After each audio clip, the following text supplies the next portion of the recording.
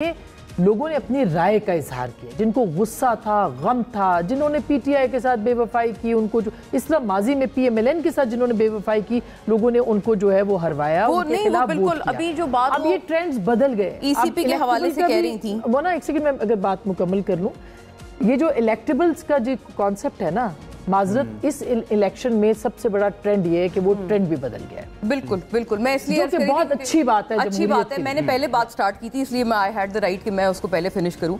EMS system के बारे में पहले ये बात की जा रही थी कि सर्वर्स के ऊपर वो चलता है और उसका कोई डेटा से या फिर मोबाइल नेटवर्क से ताल्लुक नहीं है। तो ये थोड़ी सी मायूब बात है कि अगर सर्वर्स के ऊपर चलता था, हमें सेविंग ग्रेस भी गई था। और जब हमारी जो फॉरेन कॉरेस्पॉन्डेंट्स आए हुए हैं इलेक्शंस कवर करने, उनसे भी बात हुई, उनका सबसे बड़ा ये कंसर्न था कि जैसे आरटीएस बैठा था तो कहीं इसका कोई एक्शन रिप्ले दोबारा तो नहीं हमें इस दफ़ा देखने में मिलेगा। तो उनको यही कहकर फिर सबको एक कंसोलेशन दी गई थी कि भाई ये सर्वर पे चलेगा और इसका आरटीएस से या किसी तरह के वाईफाई से लैन नेटवर्क है ये, इसका मोबाइल डेटा से कोई कंसर्न नहीं है।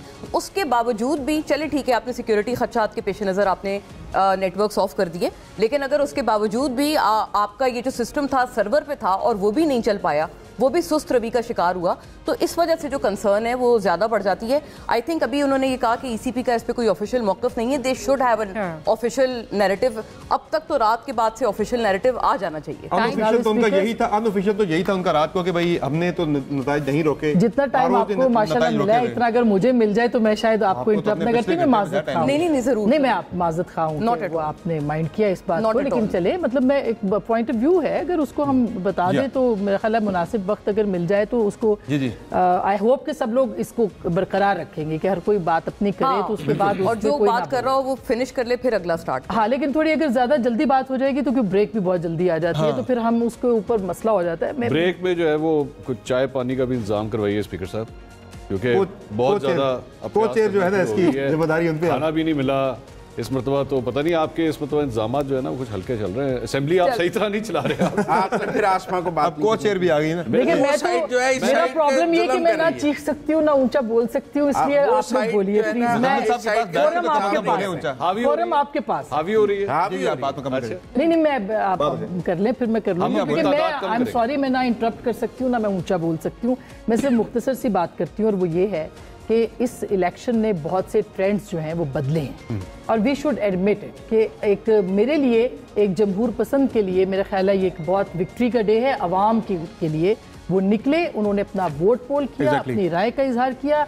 जितने पुराने अंदाजे कयाफे थे वो सब गलत साबित हुए और ये जमहूरियत की जीत है मेरा ख्याल है। इसको अब जीतने देना चाहिए, रुकना चाहिए। ये जो जिस तरीके से ये हो रहा है, जो रिजल्ट इस तरह दिए जा रहे हैं, आप समझती हैं जमहूरियत की जीत है? नहीं बिल्कुल नहीं। मैं तो आप एक बजे जब आप जब आप लेट आए तो मैंने शुरू इसी से किया कि ये चुंतखबियात हैं, ये चुंतखब हुकूमत बनेगी जो भी जिस तरह की बनेगी, पूरे प्रोसेस के फेस को काला किया गया है।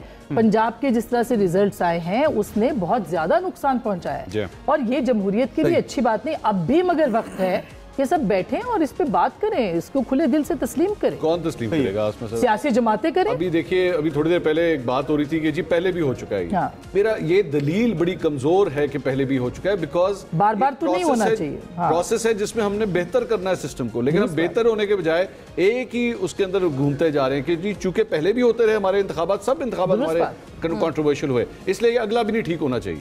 कभी दायरे का सफर है जो खत्म होने का नाम नहीं ले रहा और वो जारी व सारी है और आप उस दायरे में घूम रहे हैं बड़ी तेज़ी के साथ, इसमें कोई भी बेहतरी नहीं आ रही। एक आपके साथ हम ब्रेकिंग शेयर करते हैं जनाब के, आप देख रहे हैं स्क्रीन के ऊपर के अब सूरत हाल इत्मीनान बख्श है, नताइज में रवानी मुतवक्का है। ये कहना है निगरान वज़ीर दाखिला गौहर एजाज का ताख़ीर से मुतल्लिक़ खदशात का जायज़ा लिया गया है। निगरान वज़ीर दाखिला गौहर एजाज सूरत हाल अब तसल्ली बख्श है, तवक्को है कि नताइज सियासत का सिलसिला मुसलसल जारी रहेगा। और ये भी कहना है निगरान वज़ीर दाखिला का कि अमले और बैलेट के तहफ़्फ़ुज़ के इक़दामात में खासा वक्त लगा।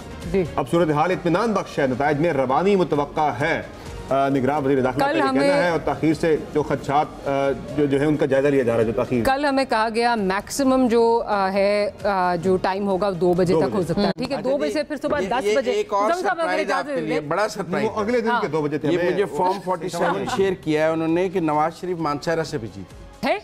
हाँ जी, किसने कहा ना बड़ा सरप्राइज है मेरे पास। आप कैसे आपने है किया ना एकदम, आपके हैं में ही सारा कुछ है।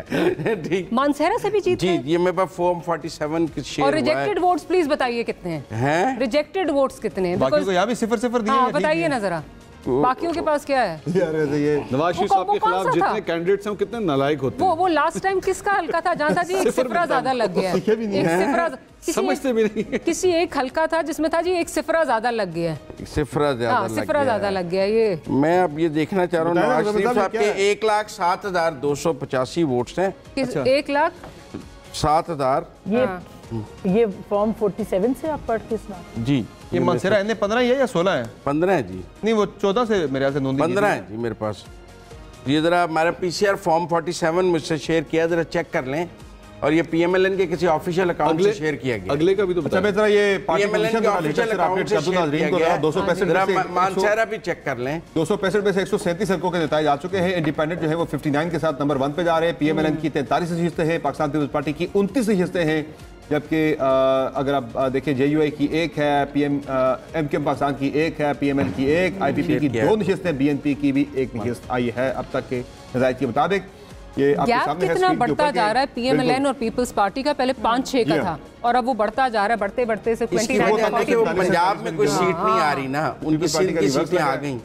अब पंजाब से जो सीटें आ रही हैं, पंजाब से पीपल पार्टी को सीटें नहीं मिल रही कि वो मैचअप करेंगे। सिंध से उनकी 40+ है सीटें। अच्छा, एक चैनल पे 50 के दरमियान थी, सुबह तक नजर आ रही थी।